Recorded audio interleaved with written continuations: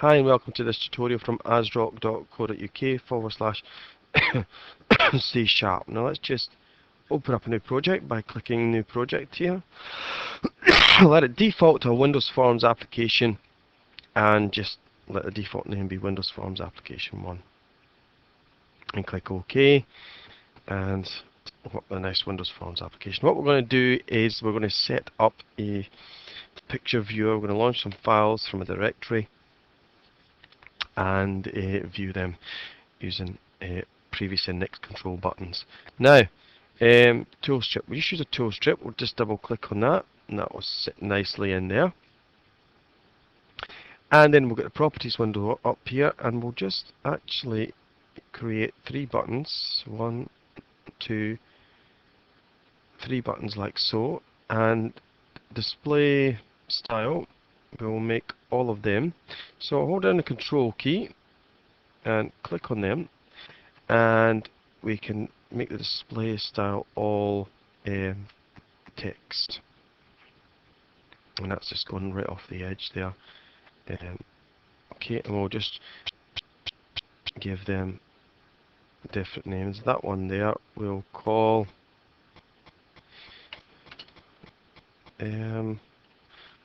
this one load images. This one here previous.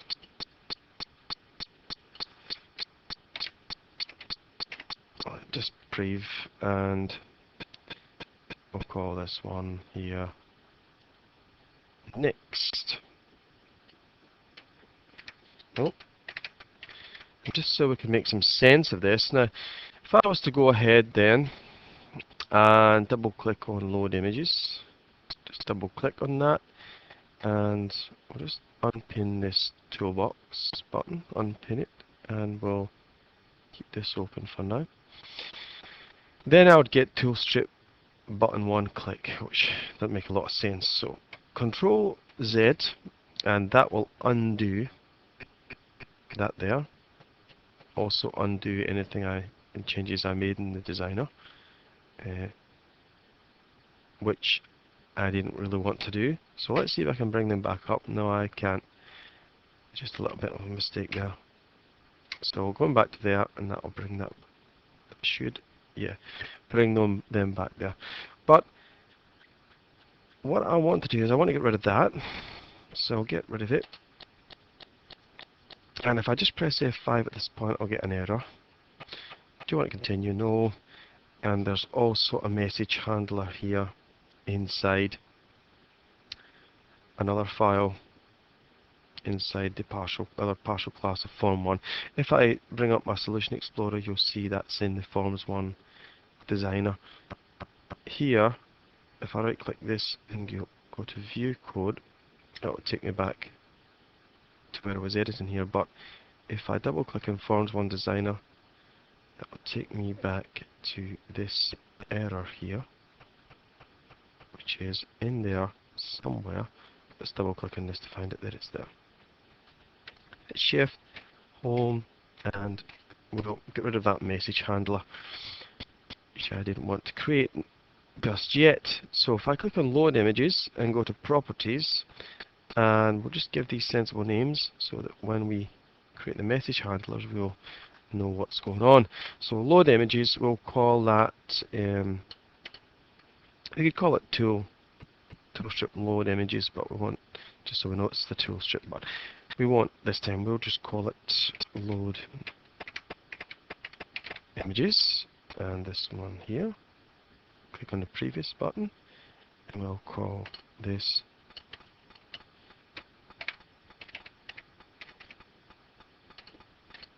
previous, and next.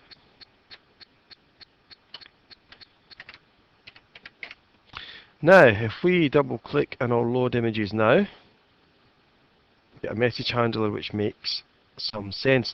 Now, I've done the code for this already, so what I'm going to do is load another file from another project, from Picture Viewer project, and it's the form1.c. Oh, form1.cs. Now we're just going to take a hold of this code here, copy, and put that in this event handler here. We'll just have a look at this. Now, firstly though, what I'm going to do, just so that I don't have any problems, is I'm going to comment that out and go to Toolbox. First I'll go to my design mode, Toolbox, excuse me, and I want an open file dialog here. So I'm going to double click this, and it's added me an open file dialog 1. Now I'm going to use it in here, uncomment that code. Now what have I done here? I've taken my open file 1 dialog, which was added, if I just show you where it was added, Solution Explorer, Form 1, designer.cs, and in here we should have a somewhere in here. This .open file dialog 1 is new system windows.forms open file dialog 1, and that as a class member is added down here, private system windows forms. If you can't find these in the code, this designer code is a partial class of the forms class, just to put all the codes separately. For example, form 1 is the other part of the class, which is what we have to do with, so that we don't get all mixed up in that code. Just let the designer do that for us, but it's useful to know about it, what's in there. And also, if you look at class view, class view, under forms application 1, form 1, click on form 1, you can see we've got a file dialog member and our load images. All these things have been added here by the designer and instantiated, or an instance of them created up here. Right, and now we're going to use our open file dialog 1 in here. We're going to, well, it's already created one for us, so I don't really need that part of the code. So I'll comment that out for now. The reason I don't need that is because it's created an instance of it here already. And this means it's part of this class, which is form 1. So it's open file dialog is a member of the form. So is the tool strip and the buttons, etc. Now, so then I'm going to set the initial directory to the directory where my images are. I'll change that in a minute just so you can see. And the filter is for JPEG images and GIF images. You'll see that when I'm running it. And I've set multi-select to true, which means I can select multiple images. And the filter index to 1. So the filter index, this is the filter here. It's indexed for JPEGs, GIFs, and so I've set it to 1. Set it to JPEGs. The 2 would set it to GIFs.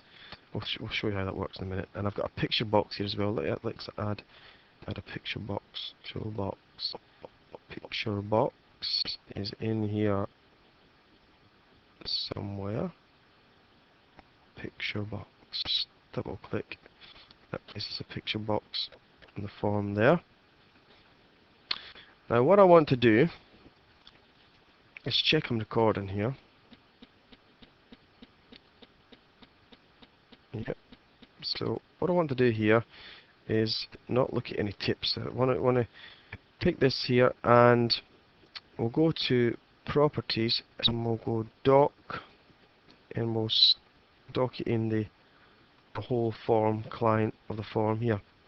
And another thing I want to do is put that to auto size, and I'll tell you why I'm doing that later.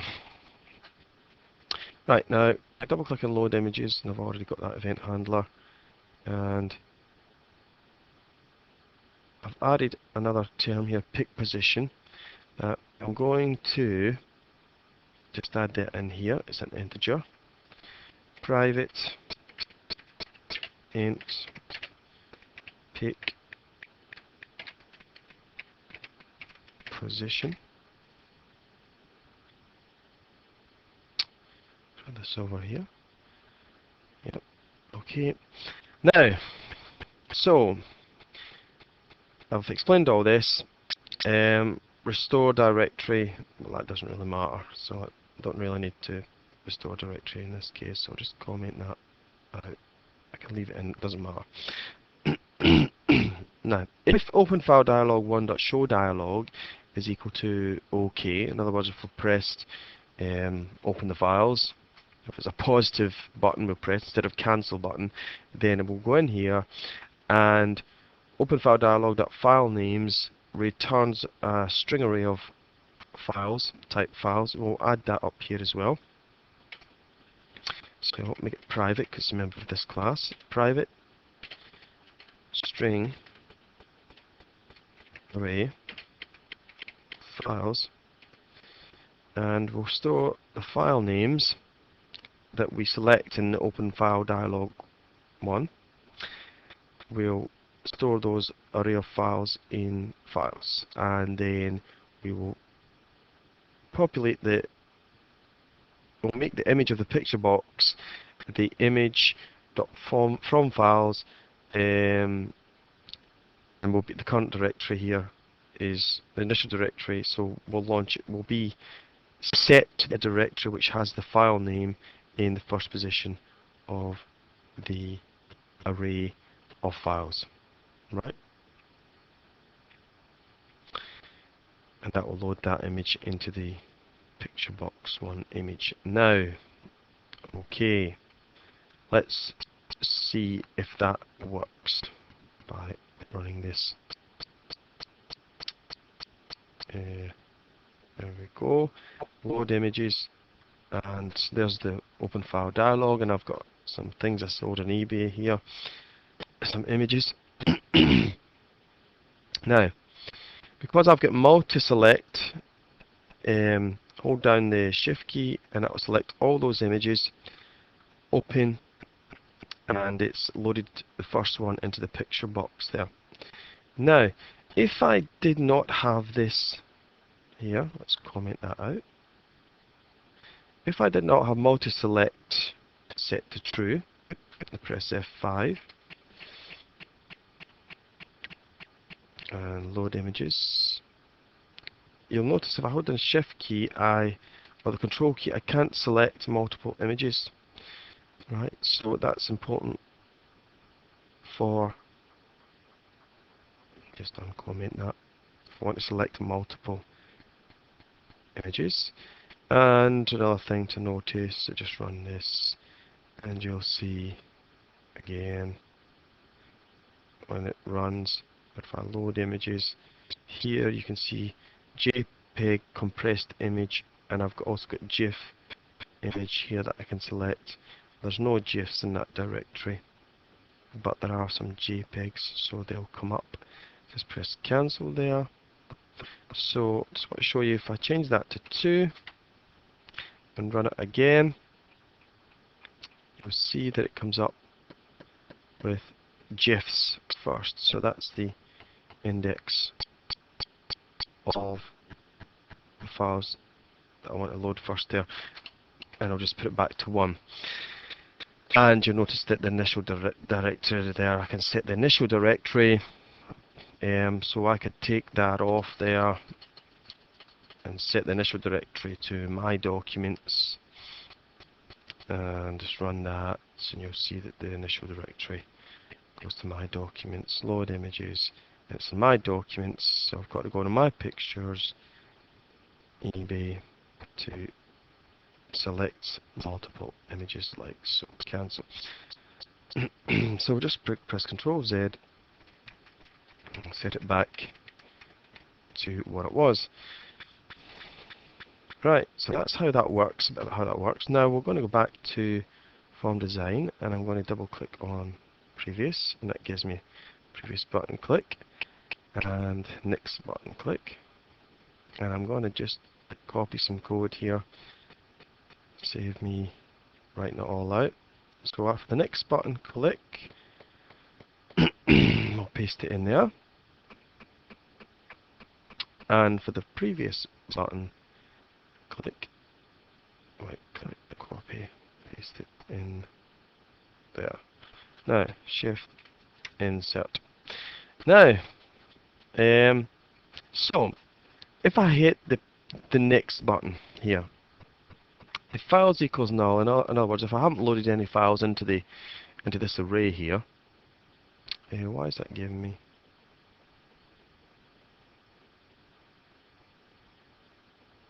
Position. Okay, we'll start with position equal to 0. Right. Now, what was I saying? If this hasn't been loaded in here, if I haven't loaded in the file names into this file array, then this here will be null, and I won't want to go at the previous picture because there won't be any previous picture, so it will just return. So if I'm going previous, and I get to the first file in the array, then I'll set it to the last file. I've got files.length -1. That gets me the number of file names in the file array. Take away 1 will take me to the last position. So if I go previous, and I get to the first position, and then I press previous again, it will take to the last position in the array, and that way it will just cycle round and round. But if that's not true, then decrement the position and load that position from the file in the current array here, this directory here, into the picture box, and the same for next, except if there's nothing in the array, we return again. If a file dot length -1 is equal to the current picture position, in other words, if we're at the end of the array, go back to the 0th position. So cycle around. Otherwise, just go to the next picture and load it into the picture box. Now let's see how that works. Load images, select all of these images and go open. Now go previous. Let's go into the previous picture, which is very big.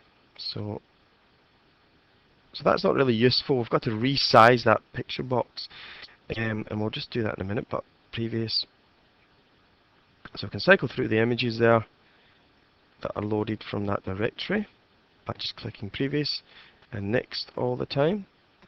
Now, if I just close that and I go to the designer and hit on the make sure I've got the picture box selected, which I can see from up here.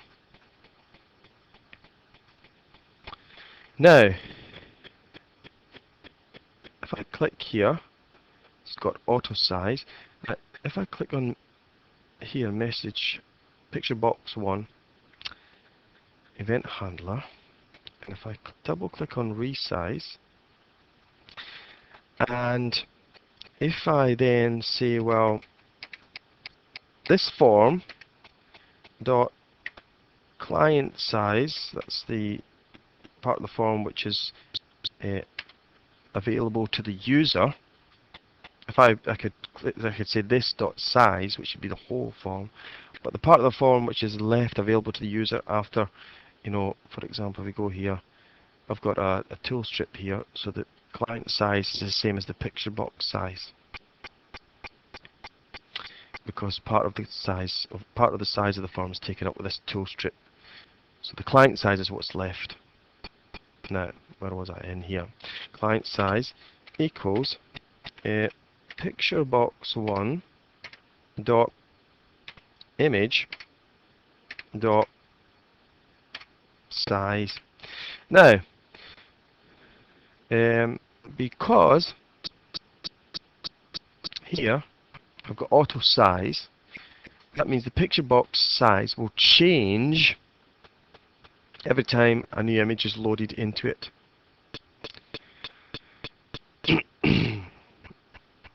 So this event handler here, PictureBox1 resize, will be called every time a new image is loaded in, because the picture box will be set to the size of the image. And there, here, the size of the image, I get the size of the image here, and I set the client size of the form to the same size as the image. Well, let's see what happens when I do that.